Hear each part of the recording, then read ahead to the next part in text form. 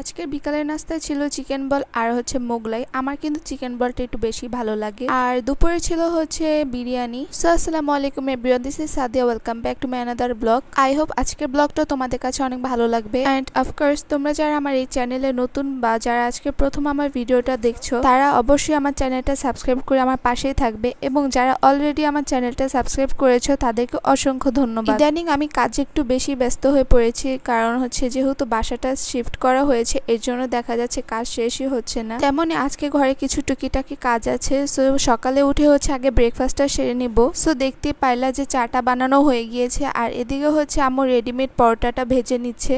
আর তোমরা কোথা থেকে আমার ভিডিওটা দেখছো তা কিন্তু আমাকে কমেন্টে জানিয়ে দিও।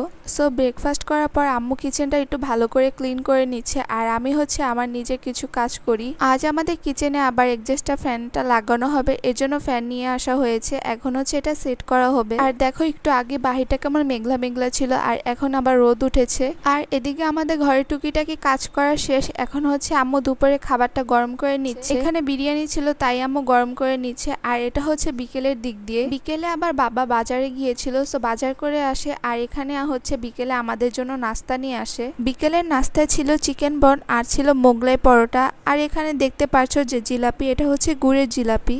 এখানে শুধু একটা চিকেন বন দেখতে পারলা, কারণ চিকেন বনটা শুধু আমার জন্য হচ্ছে আমি মোগলাই পরোটা একদম পছন্দ করি না, এর জন্য আর কি শুধু আমার জন্য চিকেন বনটা আনা হয়েছে। আর নতুন বাসায় আসার পর কিন্তু তেমন ভাবে কোনো বাজার করা হয়নি, ঘরের টুকিটাকি জিনিস শেষ হয়ে গিয়েছিল। আর আমার বাবারও তেমন সময় হচ্ছিল না যে বাজারে যাবে। সো আজকে একটু সময় পেলো, এর জন্য বাবা আজকে বাজার করে নিয়ে আসলো। তো এখানে বাবা কি কি বাজার নিয়ে এসেছে তা তো দেখতে পারছো। গুঁড়ো দুধ ছিল, সেমাই ছিল, এরপর ছিল হচ্ছে হ্যান্ড ওয়াশ। তো এই বাজার করা হয়েছে আজকে। সো আজকের ব্লগটা বাজার দেখিয়ে শেষ করলাম। আল্লাহ হাফেজ।